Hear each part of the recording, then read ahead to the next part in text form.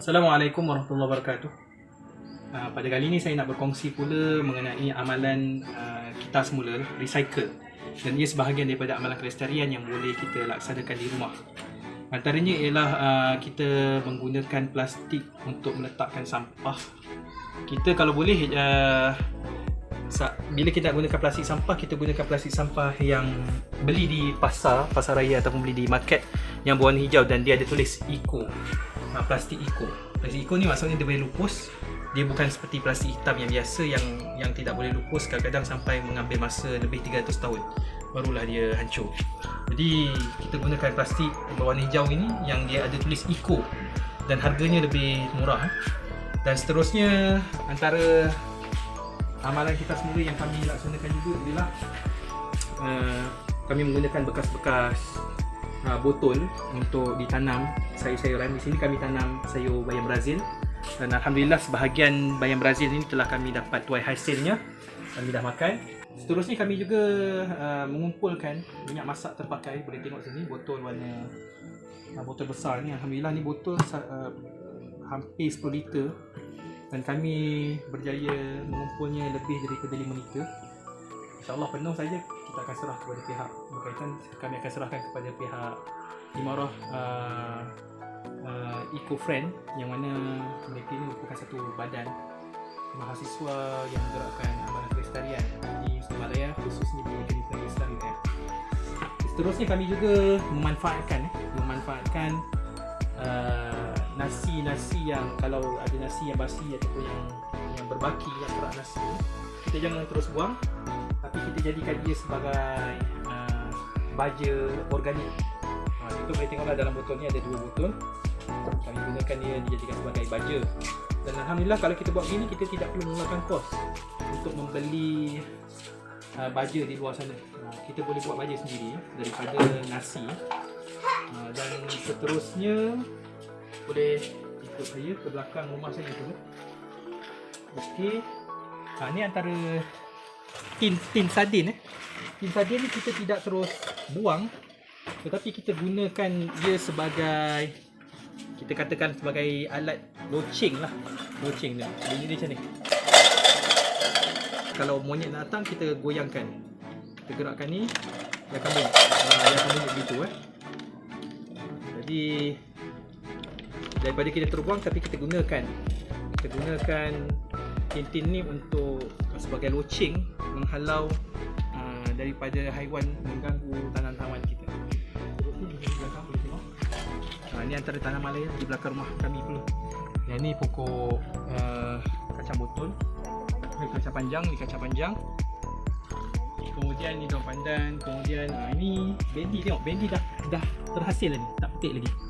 Buat bendi di sini. Dan alhamdulillah bendi ni pun dah banyak kali jugalah kami dapat memetik hasilnya, dimasak dengan lauk gulai. Alhamdulillah. Ni pokok mangga di belakang sana.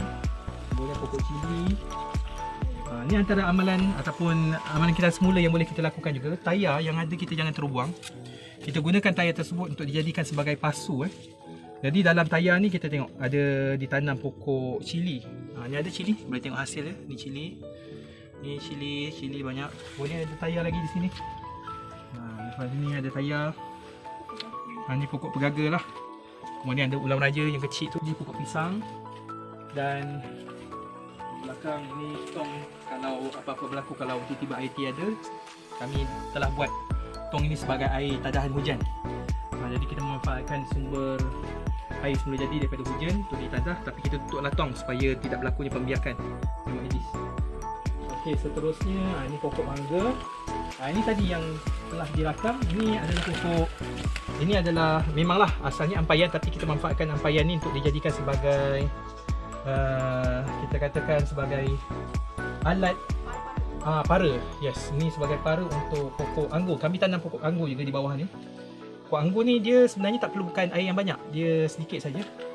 Dia lebih kepada dia memerlukan pencahayaan dan juga haba yang lebih panas. Sebab itu kita gunakan baja tai kambing, sebab bajanya agak panas, dan insya-Allah dengan baja yang agak panas menyebabkan pokok anggur ni akan lebih mudah tumbuh dan boleh mengeluarkan hasil dalam masa yang terdekat. Inilah para kita manfaatkan walaupun kita tidak gunakan ia sebagai tempat sedia baju, tapi kita gunakan ia sebagai para untuk anggur boleh menjalar dan membesar.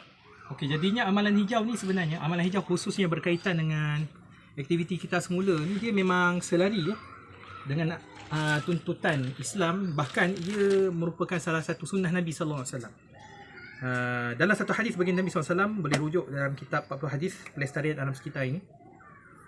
Kitab yang sangat menarik, buku yang sangat menarik lah, mengupas tentang hadis dan juga ada juga ayat Al-Quran berkaitan dengan alam sekitar. Satu hadis yang menceritakan tentang amalan kita semula ini yang dilakukan oleh baginda Nabi SAW. Sa'ala rajulun Aisyah. Okey, ada seorang lelaki bertanya kepada Aisyah, hal kana Rasulullah sallallahu alaihi wasallam ya'malu fi baitihi syai'an? Qalat na'am. Kana Rasulullah sallallahu alaihi wasallam yakhsifu na'lah wa yakhitu thawbah wa ya'malu fi baitihi kama ya'malu ahadukum fi baitihi. Maka ada seorang lelaki bertanya kepada Aisyah radhiyallahu anha. Pertanyaan beliau ialah, pernahkah Rasulullah SAW melakukan sebarang kerja rumah? Jawab Aisyah radhiyallahu anha, ya, Rasulullah sallallahu alaihi wasallam membaiki sendiri selipernya, menjahit bajunya dan turut melakukan kerja rumah sebagaimana seseorang kamu melakukan pelbagai kerja rumah masing-masing. Maknanya apa? Maknanya Nabi SAW tidak terus membuang selipar yang koyak, tapi beliau cuba manfaatkan selipar tersebut untuk dijahit. Baju tidak terus dibuang, tapi cuba diguna pakai sehabis baik. Yang terkoyak sedikit dijahit semula. Dan di situ sebenarnya ada ciri-ciri amalan kita semula, kerana tidak terus membiarkan ataupun tidak terus mengenepikan ataupun membuang pakaian yang sebenarnya masih boleh digunakan. Kami juga ada membela 4 ekor kura-kura serta anak-anak ikan dalam akuarium di halaman rumah sebagai satu bentuk aktiviti peternakan haiwan.